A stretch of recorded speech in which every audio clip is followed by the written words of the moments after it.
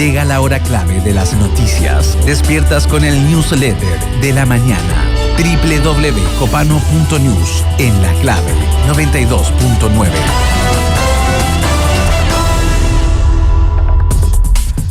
Viernes 30 de agosto del 2024, después de Cristo. Mi nombre es Sebastián Flores Muga y creo que sea un programa especial, un programa dedicado a una persona muy importante en la vida de la persona que hizo posible este espacio de una hora llamado Copano.news en la clave, que es Nicolás Paolo Patricio Copano Vera, amigo mío, socio mío, compañero de aventuras, compañero de negocios, compañero de éxitos y fracasos, de alegría y tristezas, de diversión y de dificultades. El día 28 de agosto, el miércoles, cuando Nicolás cumplía 38 años de vida, su padre, Patricio Copano Sánchez, padre de 3, Nicolás, periodista, Fabricio, comediante, Samantha, cineasta, falleció. Murió. Nicolás, ustedes lo han escuchado, no ha estado en este programa, ha estado preocupado de estar con su familia, al mismo tiempo que hace lo que no puede dejar de hacer, que es comunicar, no necesariamente en las pantallas, sino Nicolás multifacético. Nicolás, primero que todo, es un emprendedor y es una persona que trabaja siempre. Él heredó de su padre este gusto por trabajar. Nicolás no puede descansar, no le funciona. Si para un poco, empieza a buscar qué hacer, empieza a ver las noticias, empieza a ver cómo tomar alguna nota para armarla en el sitio, cómo ver una pauta, una novedad, un invitado, un proyecto. No para Nicolás Copano, pero por estos días paró para acompañar, para despedir a Patricio Copano Sánchez, una persona con la cual yo también trabajé, Don Pato le decíamos, Papá Copa, también es otro apodo que ha tenido. Son muchas las palabras para describirlo. Creo que primero que todo es un gran hombre, es una gran persona. Fue un gran padre principalmente. Nicolás Copano escribió una crónica, una oda, un eulogio a su papá en la revista Anfibia, en la edición chilena de revista Anfibia. Y quiero leerle un fragmento para que puedan conocer un poco a través de las palabras de Nicolás quién fue don Patricio Copano Sánchez. También una persona que nos ayudó mucho a los proyectos periodísticos que emprendimos con Nicolás. Una vez primero en MQLTV, donde ya no existe, donde con Nicolás nos peleamos en ese momento, tomamos caminos distintos. Y después la vida, como sabe que es, nos volvió a unir. Y bueno, en esa oportunidad, y ahora también pude trabajar con don Patricio, que también fue un compañero de trabajo, si lo veo de un punto de vista. Él se hacía cargo de la parte más administrativa. Y bueno, en estas palabras yo creo que hay una semblanza de quién fue don Patricio Copano Sánchez. Procedo a leer. Mi papá es enorme, obsesivo, meticuloso, preparado. Me dejará tranquilidad porque eso hacen los buenos padres. Alguna vez cuando era niño pensé que todos lo tenían. No es así, lo aprendí. Soy privilegiado y todos los que lo rodeamos somos afortunados de haberlo tenido en el plano físico de nuestro lado. Papá no tuvo papá. O sea, sí lo tuvo en algunas cosas, pero no de la manera en que él fue con nosotros. A una escala como las catedrales que ahora visito cuando viajo para entender la arquitectura de las ciudades. Mi papá diseñó los planos de la casa que mi mamá disfrutará en el sur, y también los nuestros y los de sus nietos. Mi papá corrió por mí y mis hermanos. Esa idea del mejor papá del mundo de las tarjetas, yo la tuve. Tuve a mi lado a un hombre que siempre tenía una palabra sabia para quien se le acercaba buscando algo. El dolor de no haber cumplido con la lista tradicional a veces aparecía, y en estos días de agonía me regaló unas frases sobre cómo van a llegar las cosas que no compartiré, porque hay cuestiones que son para uno. Hay que ser honesto, pero no ser sincero, porque se meten con lo que sientes. Me dijo cuando me vio complicado, con pensamientos rumiantes. Tú no tuviste padrinos, ni naciste con plata e hiciste todo solo. Debería tatuármelo. A último momento, la cajita de regalo es seguridad. Dicen que uno tiene que matar al padre. Para mí, la forma es disfrutar, y también disfrutarlo. Así fue al máximo sus últimos días cuando lo invité a comer. Le compraba helado o lo que quería leer o ver. Mi papá me regaló un Nintendo. ¿Cómo no voy a devolvérsela? Pensaba sin considerar el gasto. Una de nuestras últimas charlas en medio de su cáncer fue: ¿no hay deuda entre los dos? Ninguna, respondió. Eso es la paz de lo bien hecho. Una de las mejores charlas que tuvimos fue cuando jubiló. Yo lo tenía contratado. Llegó a un Starbucks con una carpeta azul que firmé y de la nada me dijo: me preocupé de que no le faltara nada. Y cerró con una reflexión: lo que yo aprendí sobre la vida y el trabajo es que todos los autos tienen 4 ruedas. Unos son más grandes, otros más pequeños, pero se llega igual. Siempre llegó. Papá siempre llegaba. Don Patricio Copano Sánchez, desde este espacio, desde la tribuna que Nicolás compartió conmigo, me permite estar diciéndoselo mientras mucha más gente lo escucha.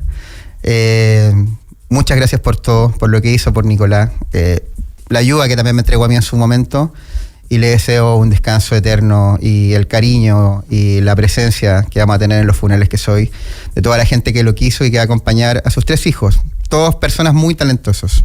Samantha Copano, cineasta; Fabricio Copano, comediante, y quien fundó este espacio y da vida a este lugar de noticias donde podemos encontrarnos y conversar. Nicolás Paolo Patricio Copano Vera. Comenzamos la jornada de noticias con, este eulogio, como le decía, que escribió Nicolás. Pasan escena ahora quienes me van a acompañar en este día de hoy. Camilo Espinosa Mendoza, editor de Copano.news y el canal de streaming Turno, y el historiador y podcaster Adriano Rivadeneira, que me acompañan para analizar las noticias de la jornada y todo lo que está pasando. Adriano, Camilo, muy buenos días. Buenos días, Sebastián. Oye, muy emocionado el texto, lo pueden ver ahí en Revista Anfibia. Y para quienes preguntaban también en la audiencia dónde estaba Copano, porque estuvo ausente estos días, y era un tema personal, no podíamos estar divulgándolo. Esta era la razón, era la enfermedad de su padre, que finalmente falleció esta semana, y nada, ahí vamos a estar acompañando a la familia en su despedida. ¿Cómo les va? Bien, a ti. Aparte de, digamos, la obviedad de la mala noticia que acompaña a nuestro amigo. Terrible, ¿no? Sí, el ciclo de la vida también. El club de los huérfanos de padre. Nicolás me decía: yo nací un 28 de agosto, mi papá murió un 28 de agosto. Es increíble, es más grande que la vida. Sí. Decía: yo que soy ateo, encuentro y no encuentro explicación al mismo tiempo. Yo nunca le creo a la gente que dice que es ateo. ¿Por qué? Porque yo decía siempre que era ateo y es bien difícil de mantener eso, digamos. Es una postura ante la vida que tiene sentido para el mundo en el que vivimos ahora, de pruebas científicas. Ahora me tendrán que explicar cómo existe la gravedad y el universo también los científicos, cosa que todavía no han podido demostrar. Y mientras tanto que estamos en ese debate, estamos diciendo que somos ateos porque dejamos de creer en la iglesia, fundamentalmente nosotros. El mundo no es ateo. El mundo nunca dejó de creer en Dios. Somos 500 millones que decimos que dejamos de creer en Dios, que es distinto de dejar de creer en Dios. No estamos en el 800 y el resto del planeta sigue creyendo. Bueno, para eso hay una tercera vía, que es la que tomé yo: agnóstico. Sí, bueno. Que dicen que la DC de las religiones. Claro. Como ser del Partido Demócrata, del Partido Amarillo. El Partido Amarillo, claro. El Partido Amarillo de la... Agnóstico es como una carta salvaje que sí, existe al final el cielo y el infierno, y uno llega al limbo, al purgatorio, y le dicen: ¿y usted en qué creía? Yo siempre dejé abierto el espacio a la duda. Yo nunca negué a Dios, así que... Bueno, San Pedro... Yo estuve atento a la posibilidad que sí. San Pedro te va a dejar afuera. Por poco compromiso. Agnóstico. Por poco comprometido. Agnóstico te van a dejar. Acá en Chile lo puso muy de moda Ricardo Lagos el ser agnóstico, porque en general para atrás todos los presidentes católicos, y siempre estaba este debate con Lagos de, tenía que ir al Te Deum o no, porque él no cree. Entonces él ocupó esta posición de ser agnóstico para abrirse y permitirse, digamos, escuchar a estos profetas de la fe, si se quiere, de las distintas religiones en Chile. Entonces era una jugada política que finalmente muchos decían: ¿sabéis qué? Yo también soy sí, yo también me siento así. No, yo creo que lo que perdimos con la religión no lo ganamos con la economía, y es bastante triste el destino que nos espera en ese sentido. Yo no sé si echo de menos, porque nunca lo tuve, pero siento que el planeta, el mundo occidental, que fue muy religioso, porque para decir que Dios está muerto, como decía Nietzsche, si dices que Dios está muerto quiere decir que estaba vivo. Y si uno se pasea por Europa, se da cuenta de que sí, efectivamente es así. Las ciudades están todas construidas de manera de que la deidad y esa esa maravilla que es la religión sea central en los lugares físicos donde viven las personas. Yo creo que nos hace falta esa ritualidad más que la religión en sí, que no entiendo bien qué es, tampoco nunca me lo lograron explicar. Pero sí hay una ritualidad que se abandonó de manera estúpida, que se sustituyó con la bolsa de valores, que es la hueá más estúpida del planeta, y claro, nos quedamos así. Ahora somos agnósticos, no tenemos, y estamos solos. Y yo creo que buena parte de la soledad que se siente, de esa cosa que los psiquiatras ya hay suficiente literatura, no me voy a meter en ese, no voy a hacer un debate sobre ese tema. Claro, nos hace falta nuestra esquizofrenia originaria, que es el pensar que estamos acompañados, ¿no? El llamado a la fe que hace Adrián y Rivadeneira cuando son las 8:16 no, por favor, no minutos. Una broma. 6 grados la mínima, 14 la máxima. Débil lluvia esta mañana que debiera parar entre las 10 y 11 a.m. Mañana ya vuelve el sol, 20 grados. Fin de semana para elevar volantín. Empezar porque mañana ya... ¿Cuántos días tiene agosto? ¿31 o 30? 30. Mañana es septiembre. Septiembre. Como dice mi profe de historia, decía septiembre. Septiembre comienza mañana, pueden elevar volantín en algún parque, mientras el dólar está a 917 pesos, subió un poquito, pero todavía está lejos de la barrera de la luca que alguna vez nos tuvo y más allá incluso. Son las 8:17 como les contaba y vamos a hacer una breve actualización de los Paralímpicos. Camilo, bronce para Alberto Abarza, en natación 100 metros de espalda, cuarta medalla olímpica, paralímpica en su carrera. La primera de Chile hasta ahora, ¿en la madrugada hubo algo o no? Porque no estuve atento. No. Llevamos un bronce. No, llevamos un bronce, pero ojo, hoy día a eso de las 2:15 de la tarde va a estar nuevamente la natación Vicente Almonacid, que va a disputar los 100 metros estilo pecho, y también va por el oro. Esa puede ser oportunidad de medalla en estos Juegos Paralímpicos. Entiendo que también Mariana Zúñiga avanzó a los cuartos de final para tiro con arco.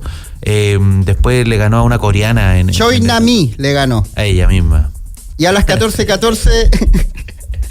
¿Por qué se ríen de los nombres? No, obviamente un coreano. ¿Cómo vamos a saber cómo se llama la chica? Un coreano va a escuchar Adriano y va a decir mira las palabras, las sílabas que juntan estos occidentales de segunda mano más encima. No, de tercera. 8:18. Vamos al ranking de noticias, pero antes un anuncio. ¿Creías que el café perfecto solo lo podías encontrar en una cafetería? No, ahora podrás tener una cafetería en tu casa con el nuevo concurso de Amati. Participa por una máquina automática, más de 6 meses de café grande. ¿Qué te regalamos? ¿Le sacaron café a usted o no? Sí, yo saqué como 4. Yo quería sacar otro también. ¿Cómo participar? Muy fácil. Ingresa a www.cafeamati.cl y realiza una compra con el código AMATI es clave, sin importar calidad o monto. Todas las compras hasta el 4 de octubre estarán participando automáticamente por este espectacular premio. Además, como beneficio especial, el código AMATI es clave aplica un 30% de descuento en toda la categoría de café. Ya lo sabes, Café Amati y Radio La Clave te regalan una máquina automática, más de 6 meses de café de grano. Amati, la cualidad de un café fresco, presenta a esta hora el ranking de noticias en La Clave. Estos son los principales titulares del ranking de noticias. www.copano.news en La Clave 92.9. Número 3. El campeón mundial de Pokémon TGC, Fernando Cifuentes, fue recibido en La Moneda por el presidente Gabriel Boric junto a otras figuras del gobierno en un evento que destacó el orgullo nacional por su logro en el torneo realizado en Hawái. Durante el encuentro, Boric subrayó la importancia de los juegos de cartas como un espacio de colaboración y amistad, alentando a los jóvenes a seguir este camino. Cifuentes, emocionado por el reconocimiento presidencial, compartió su experiencia como una locura y alentó a otros jóvenes a motivarse en este tipo de juegos. El joven iquiqueño ganó la final del torneo al japonés Seinosuke Chikokawa, obteniendo un premio de $30,000. Noticia de carácter nacional, deportiva, tendencia internacional, porque estuvo presente por ti, la embajadora. Ya, po. Que tú eres un conservador. No, qué conservador, perdona, son cartas Pokémon lo que estamos hablando, ¿cierto? No llegamos a las Magic, ni siquiera. Y si fuera Magic, sí. Sí, si fuera Magic, sí, por supuesto. Magic? Obvio, pues si yo tengo. El presidente ¿Con qué mazo jugabais? Yo verde, mono verde elfo. Verde elfo. Y entonces te molesta la infantilización del juego de cartas, porque Magic te parece más adulto. No. A ver, de nuevo. No creo. O sea, convengamos que está bien. Estoy feliz por el cabro que ganó el mundial y le ganó un japonés, además. ¿Cuántos títulos del mundo? Es como ganarle no sé, en fútbol a Inglaterra, mundial, a Inglaterra o a Brasil. No, es como ganarle en básquetbol a Estados Unidos. Es como ganarle en básquet a Estados Unidos. Lo que hizo Argentina en Atenas 2004. De la mano de Manu Ginóbili. Y está súper bien. La reflexión no va por ahí. Yo no creo que el evento en sí sea un tema, ¿cierto? Más bien me pregunto, ¿será que tenemos solo campeones de Pokémon para recibir en la moneda? Y si la respuesta es sí, no es demasiado alentador. 2 oros olímpicos tuvimos en la pasada. Las Olimpiadas, por supuesto. Y te doy un dato. Ayer se cumplieron 20 años desde que Argentina ganó lo que estaba comentando, la medalla de oro en básquetbol y la medalla de oro en fútbol, que nunca la había ganado el 2004, de la mano de Marcelo Bielsa. ¿Por qué te digo esto? Porque pasaron 52 años sin que Argentina, pues bueno, la Argentina, un país ganador en los deportes, ganara una medalla de oro. En fútbol. Bueno, en fútbol nunca ganó una medalla hasta el 2004, hasta el siglo XXI. ¿Qué quiero decir con esto, amigo Adriano? Yo le digo deporte. Por supuesto que no es un deporte. El ajedrez tampoco es un deporte, no, si quieres que lo vaya. No lo es. Pero es un juego donde hay habilidad, disciplina, estrategia, mente, corazón. Y vaya qué estrategia, porque una de las cosas que yo, profundizando en este tema, la estrategia era el chileno Cifuentes era algo así como un Mourinho de las cartas Pokémon. Totalmente defensivo, le gustaba anular mucho al rival, el juego del rival, entonces tenía mucho boicot. No dejaba jugar, sí. Era como de presión hacia arriba y también... Exacto, y así iba ganando. Ahora, a mí me gustaría igual abordar un par de claves políticas que me parecen más que interesantes, porque yo sé, por ejemplo, que hay un esfuerzo en general del equipo que rodea al presidente Boric de no infantilizarlo, de que se vea más adulto, le ponen esta boina que no le queda particularmente bien, tratan de mostrarlo de pronto más adulto. Entonces, este evento, por ejemplo, fue muy distinto a la llegada de los Olímpicos. Este evento fue sin acceso a la prensa, no hubo salida al balcón, fue, además de Cifuentes, se invitó al top 10 de los jugadores de cartas Pokémon del país, y fue una especie de desayuno, se compartió, se habló. El presidente también le dijo justamente lo que plantea Adriano: yo soy más fan de las cartas Magic, soy más de ese mundo que de las cartas Pokémon. Pero aún así se hizo este evento que yo creo, y esta es la reflexión final al respecto. En Chile en general tenemos poquitas cosas, somos buenos en poquitas cositas contadas con los dedos de las manos en general. O sea, la cantidad de medallas que tenemos a lo largo de toda la historia son muy poquitas, olímpicas me refiero. En fútbol, para qué decir, hasta hace poco no éramos campeones de nada. Y yo creo que amerita en general cualquier persona que se destaque en cualquier disciplina, sea la que sea, algún tipo de reconocimiento de estas características. Yo creo que le viene bien a un joven que está en cuarto medio, que fue recibido con vítores en su liceo allá en Iquique, y le viene bien también al país una pizca de alegría en medio de esta turbulenta realidad a la cual nos enfrentamos diariamente. Claves políticas. Me salió un gallito. Estuvo la embajadora de Japón, Ito Takako. Bilaterales, claro. Sí, estuvo la ministra vocera de gobierno, Camila Vallejo. Estuvo la subsecretaria de Relaciones Exteriores, Gloria de la Fuente. Yo creo que acá el único que cacha de cartas Pokémon fuera del ganador es Gabriel Boric, que sabe de Pokémon más o menos. Yo creo que yo debo saber más que él, pero por supuesto que está familiarizado con la primera temporada, los 151 primeros Pokémon. Eso se lo sabe, digamos. Yo me lo sé todos de memoria hasta el 251. Recordemos que le regalaron un hasta Squirtle. Mewtwo, sí. El favorito de Boric es Squirtle. Igual, este es el único espacio noticioso que conoce algún Pokémon. ¿Tú crees que Iván Valenzuela sabe lo que es un Diglett? No. ¿Tú crees que Matías del Río sabe lo que es un Psyduck? Hoffman escucha este programa y queda totalmente perturbado. ¿Tú crees que Mochati sabe la evolución de Ivysaur? ¿Qué pasa a Venusaur? ¿Sabe lo que es un Metapod? ¿Saben que me convencieron?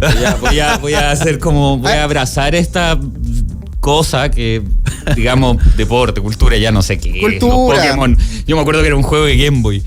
Es un juego de todas las plataformas. Es un juego de todas las plataformas. Ok, no, ¿saben qué? La tía Pikachu. Aquí hay una cosa con los Pokémon que voy a quiero decir algo. Voy a respetar un poco más aquí en adelante. Hay una cosa que quiero que sobre el infantilizar al presidente Boric. Uno piensa que Pokémon es algo de niños, y efectivamente lo es. Hay niños que todavía les gusta, que juegan cartas Pokémon, que juegan los videojuegos ahora de la Switch, de la Wii. La nueva generación. Pero las personas que tenemos cerca de 40 años... Tuvimos la primera también, generación. y ya somos adultos. No, sí, yo... Es como cuando nuestros padres añoraban los 70, los 60 y recordar, no sé, los picapiedras, los supersónicos. Bueno, estos son nuestros picapiedras, estos son nuestros supersónicos. Yo alcancé a ver a los picapiedras. No, pero porque en los 90 hubo un revival en Mega. Así que respeto. Eso sí es cultura de machismo. Bueno, cuestión. Con Hanna-Barbera. Para cerrar, se exhibió la carta ganadora, que es un Iron Sword, la cual fue clave para la victoria, y están proponiendo que vaya en la Plaza Baquedano, en lugar del General Baquedano. Hoy se la puede guardar el presidente Boric en vez de la espada de O'Higgins que Pinochet se robó, porque todavía no aparece, tengo entendido. Pero los símbolos patrios. Sí, bueno, Chile es campeón mundial. ¿Sabéis que entre la espada y la carta Pokémon No es la carta Pokémon, es el Pokémon representado en la carta, que es Iron Thorn. Una estatua. Es un Pokémon este. Sí, o sea, las cartas son... No, digo, es un Pokémon. Yo pensé que era un hechizo, una huevada que tú le hacías al otro para bloquearle, como decía Camilo, que estaba contando que el juego de este cabro era impedirle al otro jugar. Entonces me imaginé como un conjuro, una... Iron Thorn. Eso, no sabía que era un Pokémon. Ferropúas. Ese es el nombre en español. Pokémon de tipo roca eléctrico introducido en la novena generación, la cual yo me perdí. Quiero decir antes de cerrar que Camilo Espinosa, cuando trabajaba en ADN como autor de notas, escribió Camilo seguía los capítulos de Pokémon de la Liga Pokémon, y cuando Ash avanzaba lo escribía como relato deportivo, como si fuera un partido de Copa Libertadores. Sí, es verdad. Y eran notas muy compartidas. Que además fue la primera liga que ganó Ash después de 20 temporadas. No, pero ahí perdió en la final, ¿o no? Sí. Ahí perdió en la final, pero era la primera vez que llegaba a una final. Sí, salió campeón en el 2022 igual que Messi. Se demoró el mismo tiempo. Y perdió la final, ¿no? A pecho frío. Espérate, y Camilo escribió una nota titular que todavía lo recuerdo. Un inspirado Pikachu lleva a Ash Ketchum a su primera final de liga. Como si fuera la S Roma. Claro. Como si fuera Carlos Palacio ayer. Como si fuera Colo-Colo ayer ganando 2-1 a Ñublense con goles de Carlitos Palacio y Bimberg. Viva Pokémon entonces. Puesto número 2. La Unión Europea se ha negado a reconocer la victoria electoral de Nicolás Maduro, argumentando que los resultados no pueden ser verificados, lo que cuestiona la legitimidad democrática de su reelección. Sin embargo, los ministros europeos tampoco llegaron a un consenso para reconocer al líder opositor Edmundo González como vencedor de los comicios en Venezuela. A pesar de la preocupación por la falta de transparencia en el proceso electoral venezolano, la Unión Europea no impondrá nuevas sanciones, aunque sí mantendrá las que pesan sobre 55 figuras políticas clave del régimen que consideran gobierna de facto en Venezuela, incluyendo a la vicepresidenta Delcy Rodríguez y el ministro del Interior Diosdado Cabello. Son más maduros que nosotros, ¿no? No era para hacer un juego de palabras, perdón. Están igual, de hecho estamos igual, porque la posición del gobierno chileno es la misma que la Unión Europea. Sí. Lo que pasa es que los europeos... Qué difícil de aceptar que estén opinando sobre lo que pasa en América Latina, pero somos sus clientes en geopolítica, como ellos son los clientes de los norteamericanos. Y entonces nos toca lidiar con ellos, nos toca lidiar con sus opiniones sobre el gobierno de Maduro, o el próximo gobierno en Bolivia o en Brasil, el que sea. ¿Son importantes las bilaterales de Venezuela con la Unión Europea? No tengo idea, francamente no creo. Pero lo que sí sé es que un país que no es de la Unión Europea, que sí está en Europa, que es Gran Bretaña, tiene bloqueados fondos soberanos venezolanos en sus bancos, en el Bank of England, por $60.000 millones. Y esa plata no es británica, es venezolana. Y las sanciones económicas en los países que no viven de economía no funcionan. ¿Les consta que Rusia dejó de invadir Ucrania porque les pusimos sanciones económicas? No. ¿O que las sanciones contra China funcionan por las violaciones de derechos humanos que no son universales? Porque 500 millones de personas en el planeta, si es que pensamos que los derechos humanos son universales, hay 7.000 millones de personas que no piensan eso. Y es todo así. Nosotros estamos súper mal enfocados en entender cómo funcionan las relaciones internacionales. Súper mal enfocados, y no porque sea una cosa complicada, no lo es. Es complejo, y lo complejo se estudia, lo complicado se aprende. Como escribir es complicado, no es complejo. Y la verdad es que las posiciones de los países sobre cómo funcionan las elecciones en Venezuela son totalmente irrelevantes. Las únicas personas para las que son relevantes las elecciones de un país son las personas de ese país. Los que están pagando esto son los venezolanos, a menos que la Unión Europea no decida invadir Venezuela. A los que somos los que somos sudamericanos, latinoamericanos y quizás también en otras latitudes fuera del continente también sufren lo que está ocurriendo en Venezuela. Las consecuencias, pero no somos. Vamos camino al 1 millón de venezolanos en Chile. Sebastián, Camilo, la comunidad internacional, esa definición, esa huevada, no existe. No existe. Y no existe los latinoamericanos. Eso no es así. Si fuera así, que para mí debería, porque somos un continente lleno de gente que habla el mismo idioma y tiene más o menos la misma religión, esa huevada no resultó. No se hizo. No somos latinoamericanos. Tenemos que sacarnos eso de la cabeza. Somos chilenos, bolivianos, peruanos. La Unión Europea, ¿ustedes creen que es algo la Unión Europea para los europeos? No significa nada. No hay ningún continente en el planeta, ningún lugar en el planeta que en tan pocos metros sean tan distintos, hablen idiomas que son tan distintos y se lleven tan mal. Loco, los europeos se odian. La Unión Europea es un pacto fiscal y bancario, de político, de cultural. No tienen nada. ¿Ustedes creen que Alemania es un país? Baviera es un estado libre. Odian a los berlineses. ¿Ustedes creen que Alemania del Este y del Oeste son lo mismo? Cuando nos enteramos que Holanda era una región de un país y no o sea, país. Compadre, uno ya no puede elegir nunca más Holanda en el FIFA, no que elegir a Países Bajos. No quiero alargarme en eso ni perder tiempo. Hay que entender esto. No existe Latinoamérica como algo que no sea de un mapa físico. Culturalmente no tenemos nada en común con los argentinos. Y eso me lo han dicho acá. Porque yo pensé que sí teníamos algo en común con los peruanos, los bolivianos, los colombianos. Yo dije, este continente, la gente es igual. Y aquí me han explicado, mucha fatiga de parte de gente de aquí y de Argentina y de México, que no es así.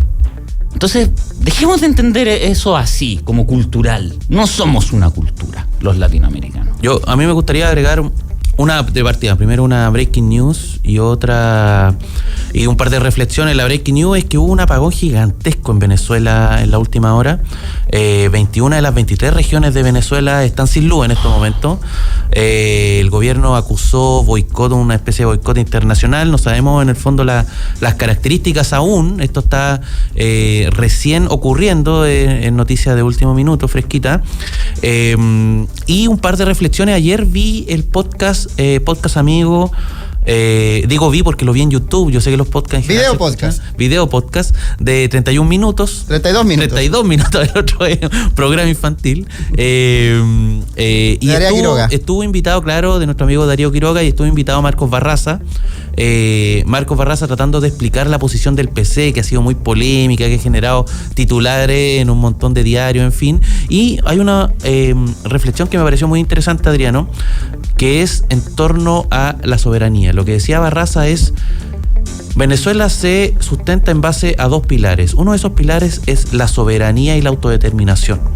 Y la soberanía popular en sí se manifiesta en elecciones. Eso fue la posición del presidente Chávez desde el principio, y cuando el presidente Chávez tuvo una derrota salió a reconocerla inmediatamente en este plebiscito importante que hacía reformas constitucionales muy relevantes en el país.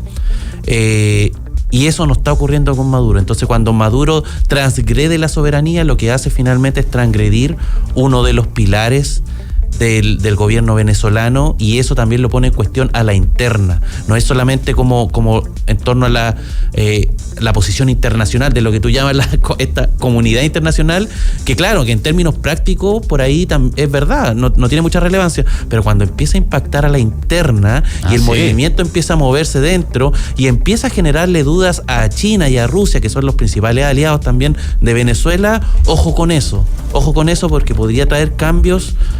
No sé si en el corto plazo, pero yo tampoco le daría mucho más. China y Rusia jamás van a abandonar a su aliado en América Latina. Olvídense. Pase lo que pase, puede pasar cualquier cosa. Jamás van a retirar la plata de ahí. Y bueno, al menos 20 de los 24 estados del país en Venezuela sufrieron corte. La FAI se produjo a las 4:50 m y afectó al Gran Caracas. El régimen de Maduro denunció sabotaje, lo que podría dar pie a prolongar la ola de persecuciones que lanzó la dictadura contra la oposición. Y de hecho hay una citación en Edmundo González por parte de la Fiscalía venezolana dirigida por Tarek William Saab, por tercera vez con acusaciones de fraude electoral. De no presentarse, se emitirá una orden de aprehensión. Así que vamos a seguir monitoreando. Y, Adriano, yo elijo creer, mira el concepto que ocupé, que sí existe la América Latina. Y me gusta América Latina. No. Volvemos al tema inicial, al creer, a la fe. Estaba criticando la falta de fe. No.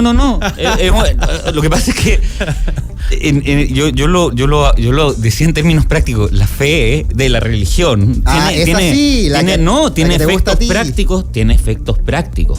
Creer en la comunidad internacional y en América Latina como un concepto político, como un concepto cultural, es un error. Es un error que es legítimo. No, pero ¿okay? No, la gente A ver, yo creía en la comunidad internacional hasta hace poco tiempo. Yo creía en esa hueva. De la misma manera que creí que Obama iba a ser un gran presidente para el mundo. Y lo fue para los Estados Unidos. No para el mundo. Para el mundo fue un desastre de presidente. Y así como iba a ser Hillary Clinton, como fue Trump. Bueno, en fin. Vamos a ir conversando. Tenías que hacer el puesto número 1.